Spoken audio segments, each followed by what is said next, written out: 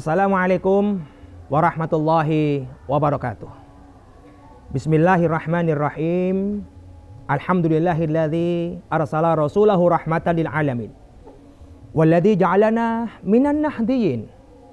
Walladzi ja'alana minal muttaqin wal mukhlisin wa adkhalana fi jannatin na'im. Asyhadu an la ilaha illallah wa asyhadu anna Muhammadar Rasulullah. Allahumma shalli wa sallim wa barik ala sayyidina wa maulana wa habibina wa qurrati a'yunina Muhammad wa ala alihi wa sahbihi ajma'in, amma ba'd. Pendengar setia yang dimuliakan oleh Allah Subhanahu wa taala dimanapun Anda berada, alhamdulillah Allah masih memberikan kesehatan kepada kita. Allah masih memberikan kesempatan kepada kita sehingga kita di bulan suci Ramadan ini kita masih bisa melaksanakan ibadah puasa, dan semoga puasa kita diterima oleh Allah Subhanahu wa taala. Pada kesempatan ini saya akan mengangkat tentang 4 orang yang dikatakan mendapatkan petunjuk dari Allah Subhanahu wa taala, dan 4 orang inilah yang akan diselamatkan oleh Allah Subhanahu wa taala dan juga akan dimudahkan oleh Allah Subhanahu wa taala dimanapun mereka berada.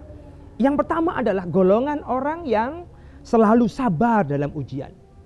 Allah menggariskan walanabluwannakum bisyai'im minal khauf wal ju' wa naqsim minal amwali wal anfusi wath thamarat wa basyiris sabirin. Sabar adalah kunci dari segala ujian. Kenapa? Karena Allah pasti akan memberikan ujian kepada kita. Walanabluwannakum bisyai'im minal khauf. Dan pasti ujian itu pertama apa? Ketakutan. Yang kedua apa? Walju, kelaparan. Wa naqsim minal amwal. Allah akan mengurangi harta benda yang kita miliki. Minal amwal wal anfus, jiwa raga semangat kita akan dikurangi oleh Allah Subhanahu wa taala. Tetapi apa kata Allah? Wa basyiris sabirin, berikan kabar gembira bagi orang-orang yang sabar. Sehingga apa? Kunci orang yang sabar akan termasuk golongan yang dimudahkan oleh Allah Subhanahu wa taala. Yang pertama. Yang kedua adalah golongan orang-orang yang syukur dalam pemberian Allah Subhanahu wa taala. Ingat, wa ita'adzana rabbukum la in syakartum la azidannakum wa la in kafartum inna adzabi lasyadid. Sungguh harus kita ingat, tatkala kita bisa mensyukuri nikmat Allah, maka Allah akan melipat gandakan yang diberikan kepada kita. Wala in kafartum, akan tetapi tatkala kita ingkar akan nikmat Allah, ingatlah sesungguhnya azab Allah sangat pedih. Makanya ketika kita di dunia seperti ini, sekalipun situasi masih pandemi seperti ini, kita harus tetap bersyukur kepada Allah Subhanahu wa taala. Syukur yang paling utama adalah karena kita diberikan kesehatan oleh Allah Subhanahu wa taala. Ini syukur yang tak terhingga. Ini nikmat yang tidak bisa digantikan dengan yang lain. Karena nikmat sehat harus kita syukuri dengan mengucapkan alhamdulillahi rabbil alamin. Karena dengan kita bersyukur kepada Allah, maka Allah akan melipat gandakan segalanya yang diberikan kepada kita. Maka jangan sampai diri kita ingkar akan adanya nikmat Allah. Sebagaimana Allah menggariskan, subhanallah, ayat mana yang akan kita ingkari dari Allah Subhanahu wa taala? Fabi ayyi ala rabbikum atukadziban. Karena Allah memberikan segalanya kepada kita. Allah memberikan segalanya untuk kita, keluarga kita, apalagi namanya nikmat sehat. Ini yang kedua. Sehingga orang yang bersyukur atas pemberian Allah, maka akan dilipat gandakan oleh Allah Subhanahu wa taala.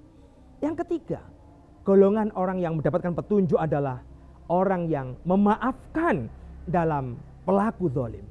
Ketika orang itu didolimi, ketika orang itu didustakan, dia memaafkan orang yang mendolimi, maka sungguh luar biasa, dia akan diberikan kemudahan oleh Allah Subhanahu wa taala. Allah menggariskan khudhil afa wa'mur bil 'urfi wa'rid 'anil jahilin. Artinya apa? Jadikanlah pemaaf dan suruhlah orang mengerjakan yang ma'ruf.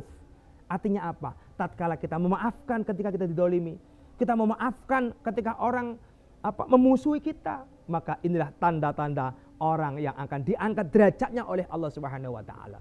Sehingga diangkat derajatnya oleh Allah, tidak pandang bulu siapapun dia, orang kaya, orang miskin. Ketika dia diangkat derajatnya, maka dia akan dimudahkan oleh Allah Subhanahu wa taala. Dan yang keempat adalah orang yang mau bertobat atas kezaliman.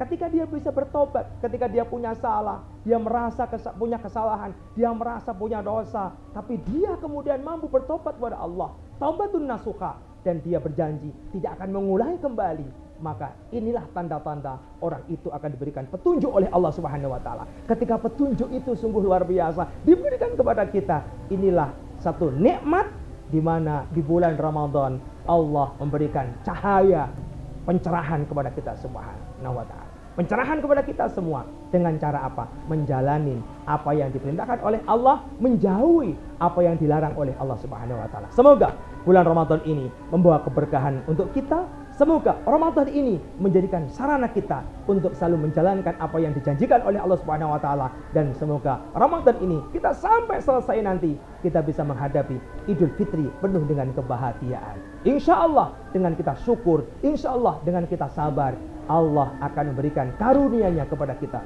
semuanya. Amin, amin ya rabbal alamin. Saya Ustadz Dr. Haji Soim Al-Kasi MBDI selaku Ketua Dai Kamtibmas Polres Kabupaten Tulungagung, juga selaku Wakil Ketua PCNU Kabupaten Tulungagung, mengucapkan selamat melaksanakan ibadah puasa, dan sampai ketemu lagi di lain kesempatan. Nasta'fikum wallahul muwaffiq. Wassalamualaikum warahmatullahi wabarakatuh.